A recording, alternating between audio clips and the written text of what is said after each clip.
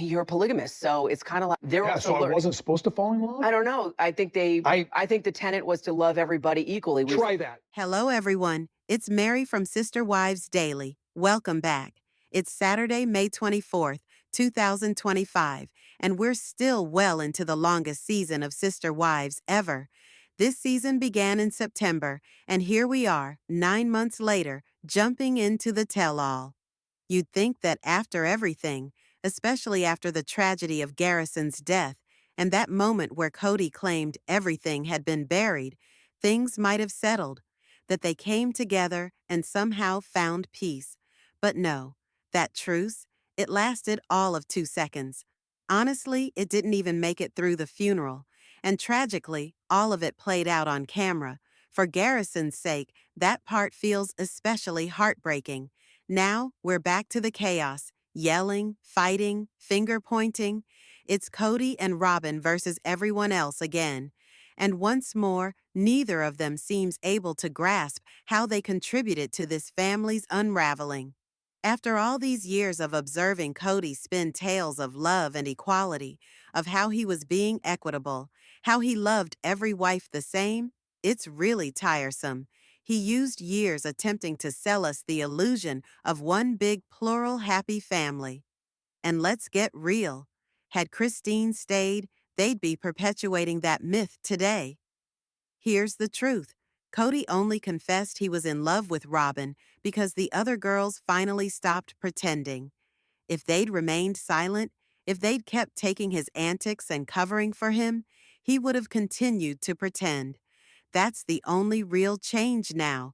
Nobody's covering for him anymore. And he's tired of having to deal with the repercussions of that. A lot of us are tired of rehashing the same drama. But Suki's got a job to do. She's there to walk them through the season and ask the hard questions, no matter how repetitive it feels. And to do that, she has to rewind all the way back to when Meri officially left Cody, and when Janelle moved out of Flagstaff and settled in North Carolina. In fact, the family was already broken at the close of season 18, but season 19 put the lid on it. The start of this season put it to bed. It was over, and now, in the tell-all, they're rehashing it all again, because Cody needs to spin a new tale, one where he's merely a man who went and fell in love and got hurt. But that is entirely missing the point. What's absolutely hard to believe is how Cody acts. Still furious, still over the top, still can't take responsibility. And for once, even Suki seems to have reached her limit. Honestly, if I were her and someone spoke to me like Cody did, I'd leave that set. No job is worth being treated like that. The words that he chooses, deliberately lashing out, it's not acceptable. He still won't look back after what happened, after losing his son. He won't even recognize what part he played in why this family fell apart. That's the saddest part of it all. I'll Mhm. tell you what, there's a divine aspect about my relationship with Robyn, and we have been bitch slapped for it. And sometimes when folks don't have a true answer, rather than just saying that or even attempting to answer truthfully, they get loud, they yell, they inflate themselves, they deflect. And I understand we all possess that in us. We all possess the ability to get loud when we feel backed into a corner. But in Cody's case, it feels like he's yelling just to shut the conversation down. Like if he gets mad enough, we'll all just stop asking the question he doesn't want to answer. But the thing is, that completely misses the point. The original question was about loving his wives equally, about the covenant of plural marriage, where the whole idea is that your capacity for love is supposed to grow, expand. That's the basis. Even if the system itself is defective, and let's face it, it is. This was a system conjured up by Joseph Smith, a fellow who invented polygamy as a way of getting out of cheating on his wife. It's not some vision of heaven. It was a hack, a rationalization. But that's not the issue. The thing is that rather than simply answering a legitimate question, Cody spins out. He becomes upset, and he moves into this entire story that his marriage to Robyn is heavenly. But if you get their religion, even a little bit, that is terribly condescending. Because in their religion, all marriages are supposed to be heavenly. Every wife, every relationship is supposed to be spoken for by God. That's the entire premise. So, what does it imply when Cody explains only his relationship with Robyn is divine? That the others weren't? That Christine, Meri, Janelle, none of those were predestined? Weren't chosen by God? Because for years, he was the one explaining it was destiny, that they were all supposed to be together, that it was part of the plan. Their religion literally instructs that prior to birth, in the spirit world, souls are paired, predestined. You descend onto the planet and look for your assigned individual, your forever mate, and to collect the children that were predestined to belong to you in heaven. So, if Robyn is the sole divine one, are we merely faking the rest of that never happened? What were those weddings then? Just placeholders? Cody has been insisting for years that he wasn't a womanizer. But if those affairs weren't sacred, and he knew it, what were they for? And to be truthful, the manner in which he responds when questioned, yelling, chest puffed out, attempting to intimidate, it's not new. Someone who is familiar with the family, a cousin of Christine's, had informed me that Cody would stand right up in the women's faces when he was upset. He'd yell, posture, attempt to muscle them over. And what he's doing to Suki now? It's no different. Same behavior, same pattern. No change, no growth. And I dislike seeing people treated like that.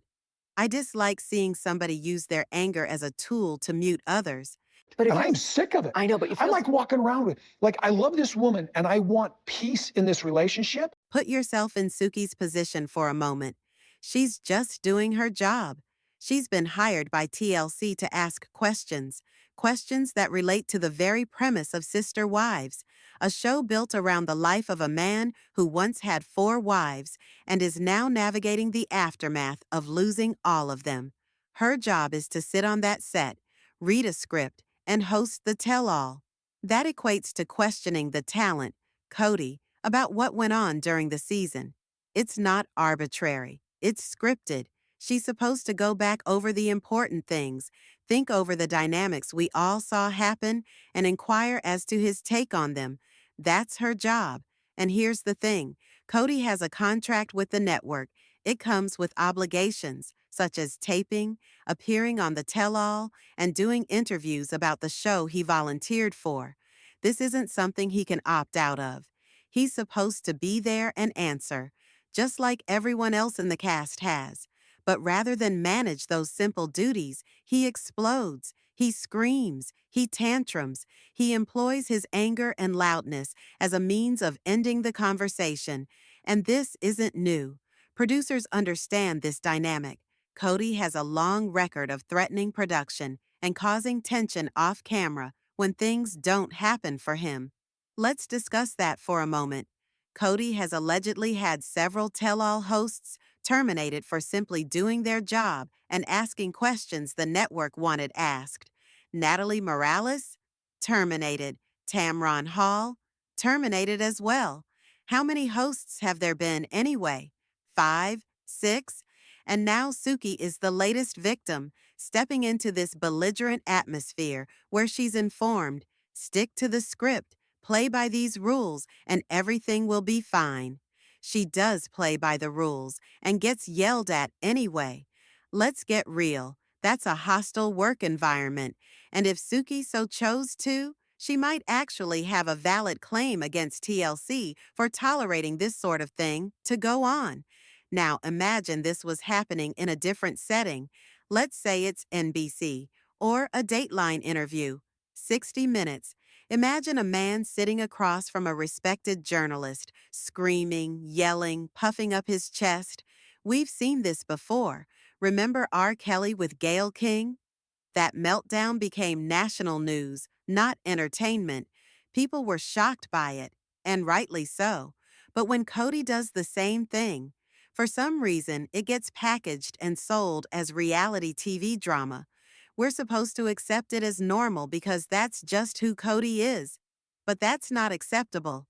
Cody isn't just a character, he's a paid contractor for TLC, and so is Suki. And in this dynamic, one contractor is being aggressively hostile toward another in front of cameras, and no one's calling it out for what it is. If this were any other office, this would not be acceptable. Cody is not immune to accountability just because it is good TV. At some point, someone needs to ask, why are we continuing to let this kind of behavior slide? Can someone explain to me how this is even considered acceptable in a professional setting? Instead of actually addressing the real issue, which is Kody Brown, I can already predict what's coming. We're just going to get more of the same. Cody screaming at Suki, refusing to engage, dodging basic questions. And TLC, they'll keep accommodating him. They'll edit around it, make sure he shows up, plays along, instead of enforcing the terms of his contract. Every now and then, I think to myself, what if the producers simply told him, Cody, calm the hell down. You can't keep screaming at the reporter we brought in to ask reasonable, relevant questions. This is not acceptable. How you're talking to her. It's aggressive. It's hostile. It's making the work environment unsafe. If you don't cut it out, we'll think you're in violation of contract. Anyone ever really say that to him? Has anyone on Sister Wives ever made that line and said, enough, you don't get to treat people like this? Because TLC holds the power here. And if the network thinks it's acceptable in 2025 for two employees to be sitting across from each other, with one openly berating and intimidating the other, then what kind of message is that? I've spent so much time recently digging into workplace issues, especially hostile environments, through that legal case with Blake Lively and Justin Baldoni. At the heart of that was the notion that employees should be able to feel safe, particularly on film sets. And now, observing this all go down through that prism, I have to wonder, what is TLC saying to the women who come onto their set? That this sort of thing is just part of the job? Suki did nothing to warrant the sort of abuse Cody hurled her way. Nothing. She wasn't being obnoxious. She was simply doing her job, asking questions. He wasn't ranting about Christine or the wives or Robyn anymore. He was ranting directly at her. He was calling her inappropriate simply because he didn't care for where this discussion was heading. And the instant she called him on it, because he was indeed contradicting himself, he closed down the topic. I don't want to discuss it. Translation? Push this any further and I'm walking off set. So who's keeping Suki safe here? Is this why she looked off camera at one point, shaking her head at the producer? That producer is always standing right next to the camera during these tell-alls. You could see it on her face. She was clearly signaling, this isn't okay. How much will it take for the TLC to finally realize that this is not okay? She'll be let go by Cody, or she'll just quit. And to be honest, I wouldn't fault her. How many times does she get to sit across from a man who barks and postures and attempts to bully her? For what? $10,000? Maybe $20,000? That's my estimate. It can't possibly be more than that. Is that worth being publicly yelled at?